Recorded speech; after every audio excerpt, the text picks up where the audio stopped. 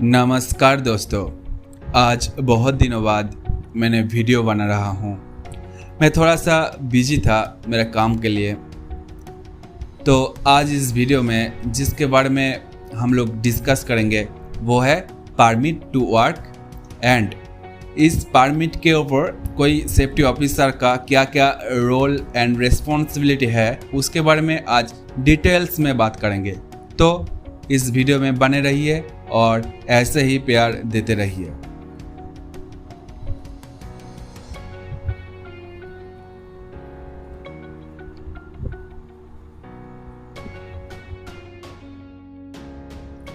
देखिए, permit mainly 3 type का होता है: hot work, cold work and work at height.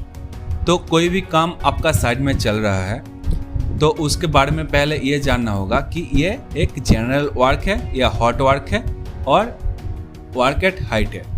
पहला जो जनरल वर्क और कोल्ड वर्क होता है वो है मैनुअली कोई एक्सकवेशन हो रहा है, ये एक कोल्ड वर्क और जनरल वर्क का एग्जाम्पल है। एंड हॉट वर्क मतलब वेल्डिंग हो रहा है, गैस कटिंग हो रहा है, ये एक हॉट वर्क का एग्जाम्पल है। एंड वर्क एट हाइट का है कि कोई भी रूफ सीटिंग हो रहा है या कोई भी हाइट में 1.8 मीटर का ऊपर हाइट में कोई भी काम चल रहा है तो उसको हम लोग बोलेंगे कि ये वर्क एट हाइट है। तो ये पहले हम लोगों को क्लासिफिकेशन करना चाहिए कि ये वर्क कौन सा तरीका का हो रहा है। तो उसी तरह से परमिट लेना होगा। एंड ये आपको पहले साइड में जाके ये इंश्योर करना होगा कि ये परमिट है कि नहीं। कोई भी सुपरवाइजर हो या लाइन मैनेजर हो, कोई भी इंजीनियर हो, तो आपको जाके ये पहले देखना होगा कि उस साइड में उसके काम के उसका काम जो चल रहा है उसका कोई परमिट है कि नहीं। तो पहले इंश्योर हो जाए कि परमिट है। तो परमिट होने के बाद परमिट देखिए, अलग अलग कंपनी का अलग अलग रूल्स एंड रेगुलेशन होता है, अलग अलग नियम होता है परमिट इशू करने में। तो आप परमिट है तो परमिट देखने के बाद आपको क्या करना चाहिए? परमिट देखने के बाद आपको जो वर्कर है और जो इंजीनियर है, सुपरवाइजर है, उसको सबको लेके एक सेफ्टी ट्रेनिंग देना है उसके बारे में। सपोज वर्क एट हाइट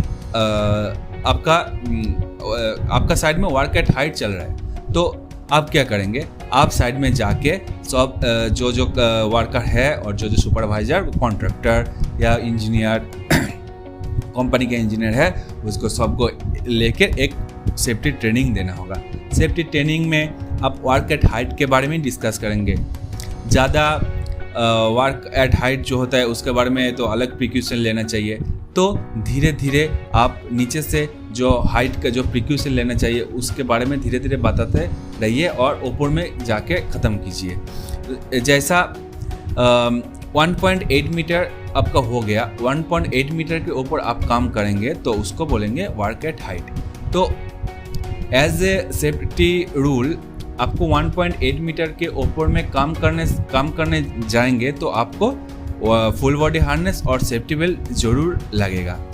फिर आप कोई भी जगह में काम कर रहे हैं जिसमें जहाँ पे आपका जो फुल बॉडी हार्नेस और सेफ्टी बेल्ट होता है उसको एंकरिंग करने की जगह नहीं है तो वहाँ पे आपका लाइफ लाइन जो पीपी रोप होते हुए 1 इंच का जो पीपी रोप होगा 1 इंच डायमीटर का, उसको लगा के उसमें फंसाना चाहिए।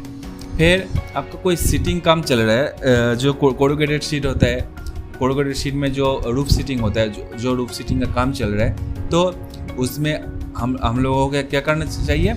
एक रिट्रैक्टेबल फॉल अरेस्टर होता है, रिट्रैक्टेबल फॉल अरेस्टर को यूज़ करना चाहिए। तो वर्क एट हाइट में ये तीनों चीज़ को हमको चाहिए ही चाहिए।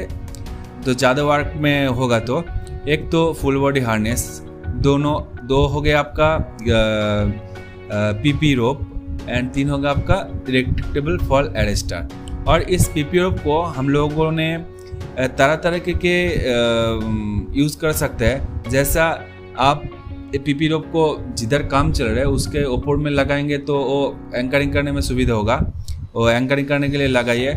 और कोई भी जगह में काम चल रहा है, जैसे कोई इरेक्शन हो रहा है तो क्या होता है, वो जो वेल्डिंग कर रहा है तो उसको क्या होता है, बैक साइड में जब सपोर्ट की ज़रूरत होता है तो सपोर्ट नहीं मिलता, तो क्या होता है इस सपोर्ट के बिना क्या होता है उसको एक्सीडेंट हो सकता है, वो फिसल सकता है, उसको पैर फिसल सकता है। तो उस पीपी रोप को हम लोग क्या करेंगे, as a barrier, as a जो हैंडल होता है हैंडल की तरह उसको लगाना चाहिए, वो सपोर्ट की तरह भी लगाना चाहिए। तो 2-3 तरीके से हम लोग इस पीपी रोप को यूज़ करेंगे। तो ऐसे ही एक छोटा सा सेफ्टी ट्रेनिंग दे के सबको इंश्योर करना है कि वो समझे कि नहीं, देने के बाद एक फ़ोटो लेना है, फ़ोटोकॉपी रखना है कि सबूत की तरह से एक फ़ोटोकॉपी रखना है, और एक सेफ्टी ट्रेनिंग का अटेंडेंस शीट बनाना है, और उस अटेंडेंस शीट में जो वर्कर सुपरवाइजर इंजीनियर है उसका पूरा साइन लेके आपको एक डॉक्यूमेंट बनाना है कि हमारा साइड में ये काम चल रहा है और इस काम के अगेंस्ट मैंने ये सेफ्टी ट्रेनिंग दिया, ये है उसका फोटोकॉपी एंड ये है इसका पूरा साइन का जो सेफ्टी ट्रेनिंग का जो पेपर होता है वो फॉर्मेट। तो ये होगा आपका पहला काम। दूसरा काम क्या है? दूसरा काम है कि आप तो उधर से चले जाएंगे और आपका दूसरा काम रहेगा। फिर भी क्या होता है, जो वर्कर होता है, जो एक इंसान होता है, इंसान का ये माइंड सेट होता है कि ये जो बंदा बोल के गया, ये जो सर बोल के गया, मैं उसको करूँगा नहीं। ये एक दो बंदा का यही प्रॉब्लम है, एक दो वर्कमैन यही करता है कि जो आप बोल के गया उसका ही ऑपोजिट काम वो करेगा।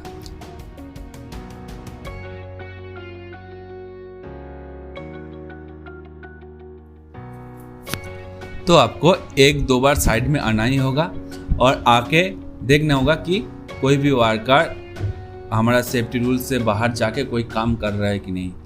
जैसा कोई सेफ्टी बेल्ट तो लगाया और सेफ्टी बेल्ट लगा के ऊपर उठा और वो एंकरिंग किया ही नहीं, उधर ऐसे ही जाके बैठ के और खड़ा होके काम कर रहे हैं। तो एंकरिंग नहीं किया तो सेफ्टी बेल्ट लगा के क्या फ़ायदा।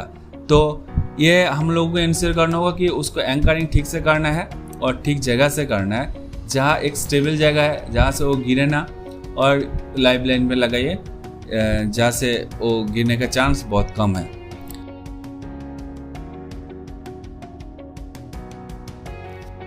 हमारा तीसरा काम क्या हो सकता है? तीसरा काम यह हो सकता है कि कोई भी वर्कर गलती किया तो आप उधर से उस साइड में जाके बोल दिया, भाई तुम ये गलती कर रहे हो। तो क्या करते हैं, तुरंत वो गलती सुधर लेता है आपको देख के, और आप जब उस साइड से जाएंगे तो वो फिर से वो गलती करेगा। फिर कोई एक्सीडेंट होगा तो आप बोलेंगे मैनेजमेंट से, क्या भाई मैं तो ये बोला था सर कि तो तुम ये गलती मत करो, फिर भी तो हो गया। तो ये आपका जो वर्बली जो वर्ड है वो कोई भी आपको विश्वास नहीं करेगा, और विश्वास करेगा फिर भी आप फंस जाएंगे कि आप ठीक से इंश्योर नहीं किया, एज ए सेफ्टी ऑफिसर आप ठीक से देखा नहीं।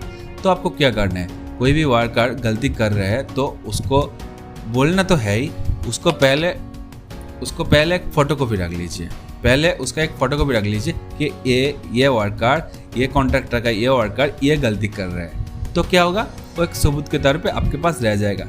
फिर आप उसको नीचे उतारिए और फिर से ट्रेनिंग दीजिए, ठीक है। फिर आपको छोड़ दीजिए, वो जो आप पिक्चर लिया है उसको एक एक्सेल फाइल में या वर्ड फाइल में एक अच्छा सा मैसेज लिखिए कि ये वर्कर है, इस कंपनी का ये वर्कर ये गलती कर रहा है, तो इसके बारे में थोड़ा सा ध्यान देना चाहिए। ये बोल के आप एक मैसेज उधर का जीएम, लाइन मैनेजर और कोई भी मैनेजर को भेज दीजिए मेल में।